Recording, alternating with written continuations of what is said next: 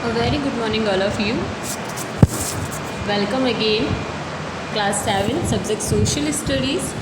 We have started the new chapter number 4, Delhi Sultanate or Delhi Sultans of the history, and we have started Qutbuddin Aibak. Now, he also married his daughter to his loyal slave Shamsuddin Iltutmish. देखो अब उसने क्या किया था, अपनी daughter को अपने ही slave के साथ उसकी शादी कर दी थी। जो स्लेव लॉयल था, उसका सबसे ज़्यादा लॉयल जिसको मानता था, ही वॉज, कौन था वो? शमशुद्दीन इल्तुतमिश, जिसको हिस्ट्री में हम इल्तुतमिश के नाम से ज़्यादा जानते हैं। ठीक है, तो उसने क्या कर दिया, देखो ये उसका जो मैट्रिमोनियल अलाइंसेस था, ये सारा उसका चल रहा है, और यही रिलेशंस जो हैं उसके आगे क्या करेंगे, उसकी डायनेस्टी को बढ़ाने का काम करने वाले हैं। Qutubuddin Aibak proved to be not just a clever ruler.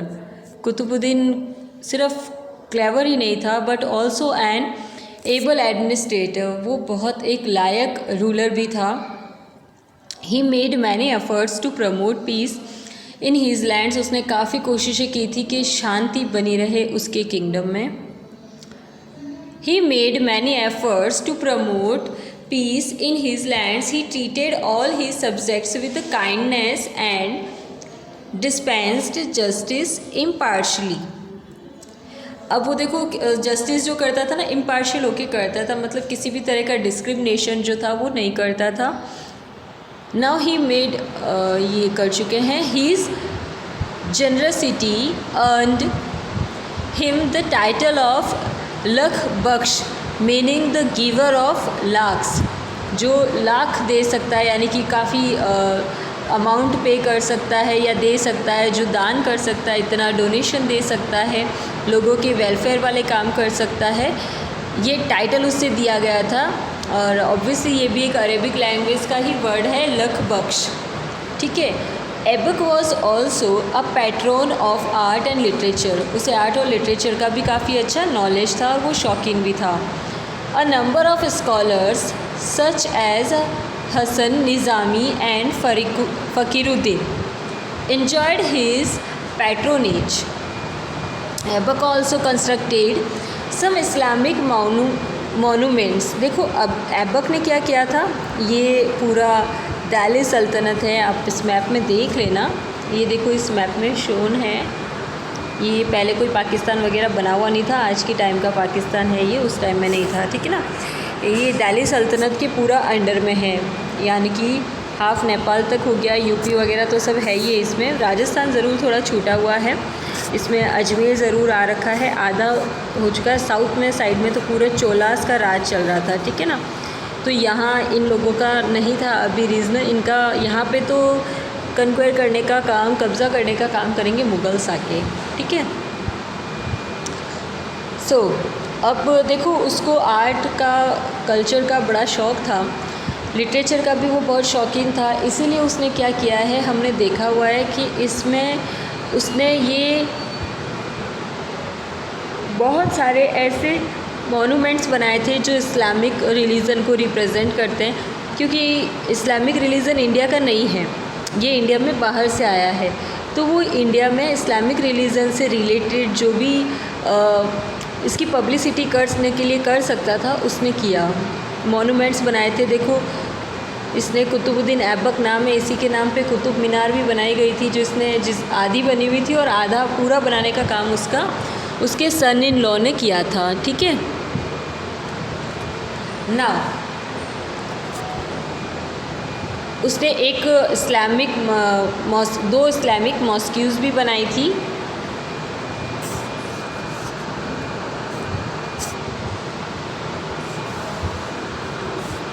Aibak also constructed some Islamic monuments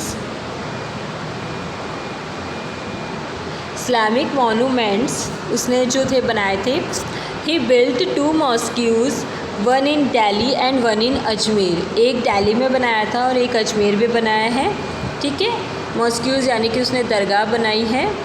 the mosque in Delhi is known as the Quwwat al Islam mosque. क्या बोला जाता है, दिल्ली में जो है उसका ये नाम है। And construction of famous Qutub Minar also began during his short rule. बहुत कम टाइम जब उसका बचा था तब कुतुबुद्दीन ऐबक ने कुतुब मीनार बनाना शुरू किया था। Aibak died in polo accident. कहते हैं कि वो पोलो खेलते हुए क्या हो गया था, मर गया था। कई लोग हैं जिनकी डेथ ऐसे ही हो गई थी, जैसे हुमायूं भी है, मुग़ल डायनेस्टी में आप पढ़ोगे। हुमायूं की डेथ भी सीढ़ियों से बस नीचे गिरते हुए ही, सीढ़ियों से जब वो नीचे उतर रहा था लाइब्रेरी की, तभी उसका पैर स्लिप हो गया, वो गिर गया और उसकी डेथ हो गई। ऐसे ही कुतुबुद्दीन ऐबक की डेथ हो गई थी। एंड वो जो कुतुब मीनार था वो बीच में ही रह गया था। उसका कंस्ट्रक्शन, जिसको सक्सेस करने का या पूरा करने का काम, जो उसका सक्सेसर था वो कौन था, उसका डॉटर जो थी उसका हस्बैंड था शमशुद्दीन इल्तुतमिश, उसने पूरा किया था ना। शमशुद्दीन इल्तुतमिश के बारे में पढ़ेंगे हम। Shamsuddin Iltutmish is considered the first independent sultan and the real founder of the Delhi sultanate. Real founder बोला जाता है इसको दिल्ली सल्तनत का। He successfully secured the support of the Khalifa who even gave him the title of sultan of Delhi, जिसने अकेले ने ही इसको टाइटल दिया था। क्या टाइटल दिया था? दिल्ली के सुल्तान होने का। Making him the first legal ruler of the sultanate. It was Iltutmish who shifted the capital of sultanate to Delhi. इसने क्या किया था, दिल्ली की जो सल्तनत की कैपिटल जो थी वो दिल्ली शिफ्ट कर दी थी। ऑलरेडी दिल्ली तो थी पहले भी। Till then Lahore had served as the capital of sultanates. अब उसने क्या किया था, सुल्तान्स की कैपिटल जो थी उसको किसको बना दिया था, लाहौर को बनाया था। Now when Iltutmish came to the throne, अब जब वो अपने एडमिनिस्ट्रेशन में आ चुका है, अपनी पावर में आ चुका है, तब क्या होता है, he had many difficult task at hand. उसने बहुत मुश्किल कामों को करने का काम किया था। He not only had suppress rival Muslim nobles and generals but also establish his dominance over Hindu rulers. उसने क्या किया था, देखो हिंदू रूलर्स को बहुत ज़्यादा उसका डोमिनेटिंग नेचर था। इस्लामिक रिलीजन ज़बरदस्ती उन पर थोपने की शुरुआत उसने कर दी थी।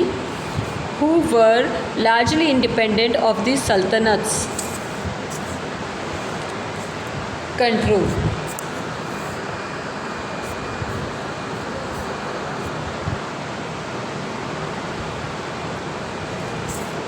देखो अब उसने क्या किया है, इंडिपेंडेंसी जो थी, ऐसे बहुत सारे हिंदू रिलीजन थे, हिंदू रीजन के हिंदू किंग्स थे, जहाँ पे उसने क्या किया था, ज़बरदस्ती उन सारे रूलर्स को मुस्लिम्स बनाने की कोशिशें की थी। He also had to deal with the possible Mongol inventions in the north west. अब उसने ज़बरदस्ती देखो किसको छेड़ने की कोशिश की, मंगोल्स को। ठीक है, देखो ये मंगोल्स की बात कर रहे हैं हम, अभी तक मुग़ल्स नहीं आए हैं, सिर्फ मंगोल की बात चल रही है। यानी कि जो मुग़ल्स के कौन है, मुग़ल्स के जो अर्लियर लोग थे, जहाँ से मुग़ल्स की जनरेशन निकल के आई है, या मुग़ल्स जो हैं वो हाइब्रिड जनरेशन बने हैं, उनके बारे में बात चल रही है।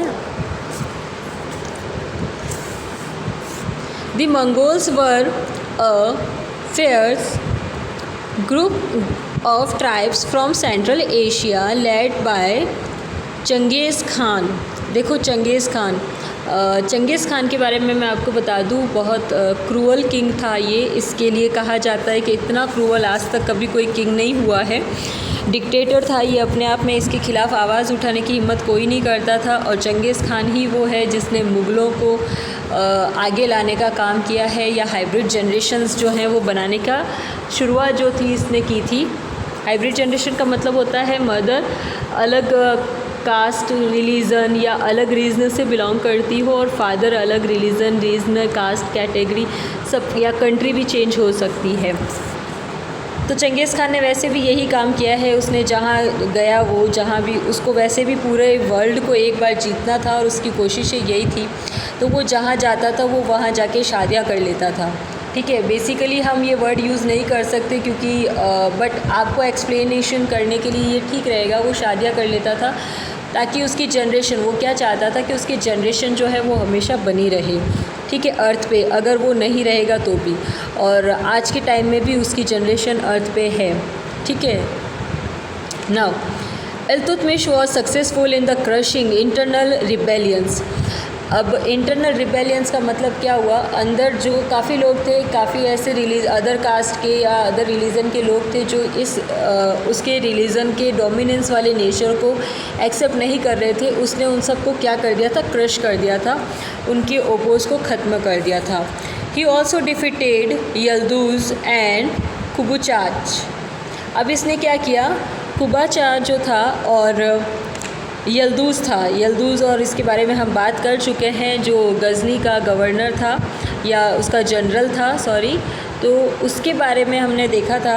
गज़नी गौरी की डेथ के बाद में गज़नी किंगडम जिसने अपने हाथ में लिया था, ठीक है, तो उसने इनको भी क्या कर दिया था, डिफीट कर दिया था। Who were among his chief rivals and took over control of Lahore and Punjab.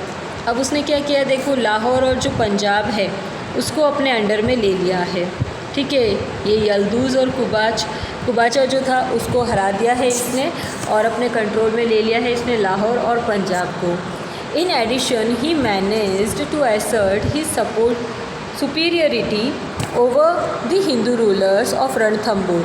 अब देखो, वो हिंदू रूलर्स जो हैं उनके ऊपर सुपीरियरिटी अपनी कायम कर रहा है, यानी कि उनको भी हराने की तैयारी चल रही है, Ajmer, Kannauj and Gwalior, and gain control of Bengal and Bihar.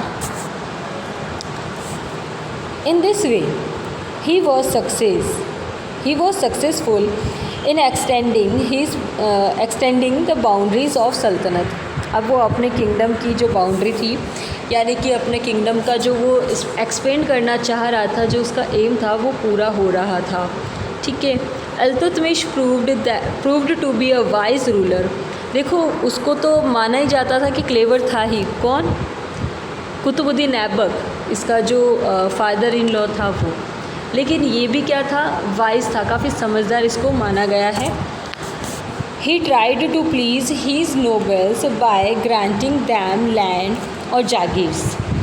अब इसने क्या किया था, कई लोगों को कोशिशें की थी कि वो क्या कर सकता है, उनकी ज़मीनें वगैरह जो हैं वो हासिल करेगा और उनकी जो जागीरें हैं वो भी ले लेगा। देखो, ज़मीन ले रहा है, रूलर्स को तो ले ही रहा है, और उनकी वहाँ रूलर्स को तो वो डरा ही रहा है और अपना रिलीजन कायम कर ही रहा है, लेकिन उसने ज़मीनें जो थी वो भी अब अपनी एस्टेब्लिश करनी शुरू कर दी थी, अपने कंट्रोल में लेना स्टार्ट कर दिया था। Now he recognized the nobility into a select group of 40 slave ministers called Chalisa. अब देखो, ये उसने चालीसा नाम का एक ग्रुप बनाया था, और ये ग्रुप था किसका, नोबिलिटीज़ का। नोबिलिटीज़ यानी कि जो रिच पर्सन्स थे उनका। Who were characterized by their loyalty to him. और ये सब क्या चाहते थे, ये सब उसके जो लॉयल्टी जो थी टुवार्ड्स इल्तुतमिश, उसके लिए लॉयल्टी रखते थे। They were given high post in his administration and welded great influence. उसने काफ़ी अपने एडमिनिस्ट्रेशन में क्या किया था, इन लोगों की काफ़ी अच्छी पोस्ट जो थी वो रखी हुई थी, इनको काफ़ी अथॉरिटीज़ जो थी दे रखी थी, किनको, इन चालीसा को। चालीसा एक ग्रुप का नाम है जिसमें 40 पर्सन्स होते थे। He also appointed officials to important post himself. और ऑफिशियली पोस्ट जो थी वो दे रखी थी उनको, वही बात है कि क्या बहुत पावर जो थी इनको दे रखी थी। And he divided his empire into small और big pieces of land called iqtas. ये ध्यान रखना, एग्ज़ाम में मोस्ट ऑफ द टाइम पूछा जाता है ये इक्ताज़ क्या होता है। उसने क्या किया था, Iltutmish divided his empire into small और लार्ज पीसेस। उसने अपनी जो एम्पायर था उसको क्या किया था, लार्ज और स्मॉल जो थे एरिया में, यानी कि लैंड जो थी वो डिवाइड कर दिया था उसको, और इनको बोला जाता था इक्ता, which were given to officials in lieu of salary। Iltutmish rule served as a landmark in the medieval currency system. He introduced the silver taka and copper jital.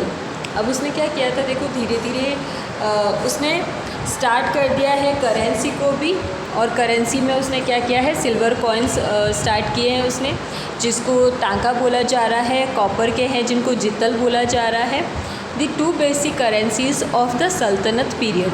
He was also a patron of art, literature and architecture. देखो उसका father in law जो था वो भी इस चीज़ का fond of था, इसीलिए उसने कुतुब मीनार बनाई थी, और जो 2 मॉस्क्यूज़ थे दिल्ली और अजमेर में वो भी बनाए हैं. अब ये जो सन इन लॉ है ये भी इन्हीं चीज़ों का फाउंड ऑफ है. अब देखते हैं ये क्या बनाता है. A number of scholars and poets such as Minhaj-e-Siraj flourished under his patronage. अब उसके अंडर में मिन्हाज-ए-सिराज जो है उसको बनाया गया था. इल्तुतमिश बिल्ड सेवरल मोनूमेंट्स, इसने भी बहुत सारे मोनूमेंट्स बनाए थे. He also enlarge Quwwat al Islam mosque. उसने क्या किया, देखो उसका रेनोवेशन करवाया उसने, और ज़्यादा बड़ा बनाया है उसको, जो उसके फादर इन लॉ ने बनाई थी दरगाह उसको. He also enlarged the Kuwait al-Islam Mosque and finished the Qutub Minar. Qutub Minar जो आधा रह गया था उसको फिनिश करवाने का काम किया था किसने, इल्तुतमिश ने. याद रखना कुतुब मीनार नाम ज़रूर है, और इसको स्टार्ट करवाया था कुतुबुद्दीन ऐबक ने, लेकिन इसको बनाने का या इसको फिनिश करने का जो वर्क था ये सारा करने का काम किया है, फिनिशिंग देने का काम किया है इसको किसने, इल्तुतमिश ने. Qutub Minar, whose construction was started during Aibak's rule. Now,